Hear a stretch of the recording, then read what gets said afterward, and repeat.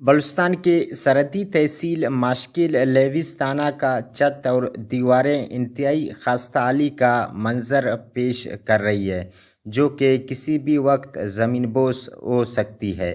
تفصیلات کے مطابق سرحدی تحصیل ماشکل کے لیوستانے کا چھت بری طرح زبوالی کا شکار ہے، جبکہ رہائش کے قابل بھی نہیں رہی ہے۔ لیوستانے میں صرف ایک کمرہ ہے جو کہ لیویز فورس کے جوان رہائش پذیر ہے۔ ماشکل ضلع واشوق کا سب سے بڑا تحصیل ہے، جو کہ دیگر بنیادی سہولیات کی عدم فراہمی کے ساتھ ساتھ لیوستانہ بلڈنگ سے بھی محروم ہے۔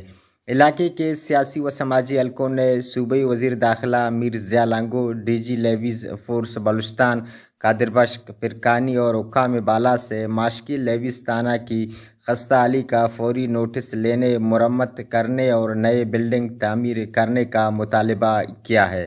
رپورٹنگ اور کیمرہ ٹیم کے ساتھ نصیر کبدانی، وش نیوز، ماشکل۔